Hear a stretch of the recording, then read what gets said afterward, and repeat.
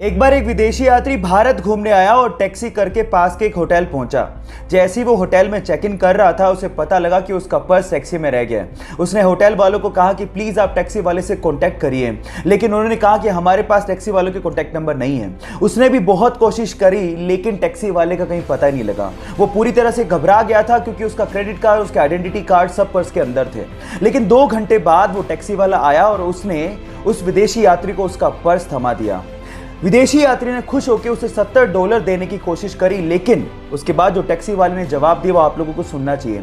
Taxi वाले ने कहा कि इस रिवॉर्ड के लिए मैंने आपको आपका पर्स वापस नहीं किया है, मैंने आपको आपका पर्स इसलिए वापस किया है क्योंकि ये आपका है।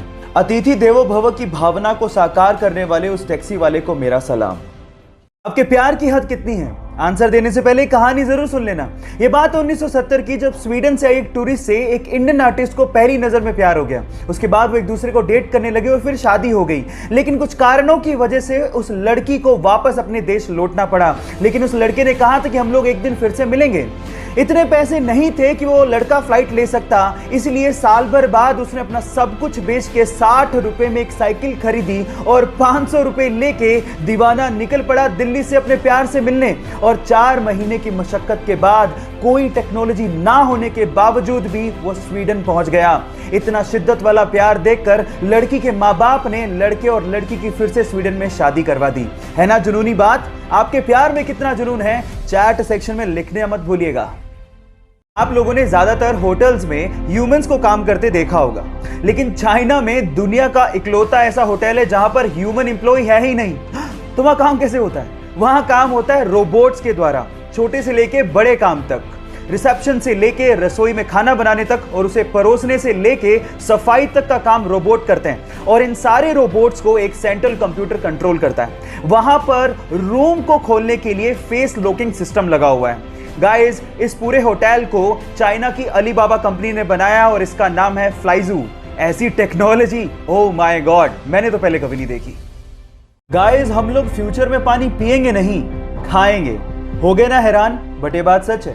एक्चुअली प्लास्टिक की बोतल्स का पानी हमारे शरीर को बहुत ज्यादा नुकसान करता है। इसी के लिए हमारे डॉक्टर्स ने वाटर के छोटे छोटे से कैप्सूल बनाए हैं। अब इन छोटे छोटे से कैप्सूल को अपने मुंह में रखो, ये मुंह में बस्ट होंगे और आपके पानी की पूर्ति हो जाएगी।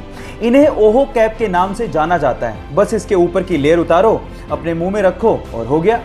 इस वंडरफुल डिस्कवरी के लिए एक लाइक तो बनता है। जहां एक और कोरोना वायरस पूरी दुनिया के 32 से ज्यादा देशों में अपने पैर पसार चुका है, वहीं पूरी दुनिया के शीर्ष नेताओं से लेके शाही परिवार तक हमारी भारतीय संस्कृति को फॉलो कर रहे हैं। वो हैंडशेक की बजाय नमस्ते कर रहे हैं। पूरी दुनिया में भारतीय संस्कृति की तारीफ हो रही है। इसमें अमेरिका के राष्ट्रपति, फ्रांस के राष्ट्रपति, इजराइल के प्रधानमंत्री, जर्मनी के चांसलर से लेके ब्रिटेन का शाही परिवार शामिल है। और सबका यही कहना है कि अगर हमें कोरोना वायरस से जंग जीतनी है तो इसमें भारत का नमस्ते एक बहुत बड़ा हथियार साबित हो सकता है। हमें गर्व है अपने भारतीय होने पर और भारतीय संस्कृति पर, तो इसीलिए करो ना नमस्ते। एक बार 4 लड़के मुंबई घूमने गए और वहां पर उन्होंने एक टैक्सी भाड़े पे की। एक्चुअली उस टैक्सी के ड्राइवर सरदार जी थे। अब हुआ कुछ यूं कि बोरियत की वजह से वो चारों लड़के जोक्स क्रैक करने लगे और उनमें से कुछ जोक्स सरदारों पर थे। जब भी वो सरदारों वाले जोक्स क्रैक करते, सरदार जी को बड़े ध्यान से देखते, लेकिन सरदार जी कोई रिएक्शन दे ही नहीं रहे थे। जब पूरा दिन खत्म हो गया तो उतरते वक्त उन चारों लड़कों ने सरदार जी को कहा कि हमने सरदारों पर इतने जोक्स क्रैक किए, आपको बुरा क्यों नहीं लगा? तो उन्होंने तब भी कोई जवाब नहीं दिया और 100 रुपए देते हुए कहा कि अगर तुम्हें पूरी मुंबई में कोई सरदार भिखारी मिल जाए तो उसे मेरी तरफ से 100 रुपए दान कर देना। वो चारों लड़के पूरे दिन मुंबई घूमते रहे, लेकिन उन्हें कहीं सरदार भिखारी दिखाई नहीं। तब उन्हें समझ में आ गया कि हम मजाक जरूर उड़ाते हैं, लेकिन इससे मेहनती लोग होते भी नहीं हैं। गाइस, इन सरदारों के लिए एक हाथ तो बनता है।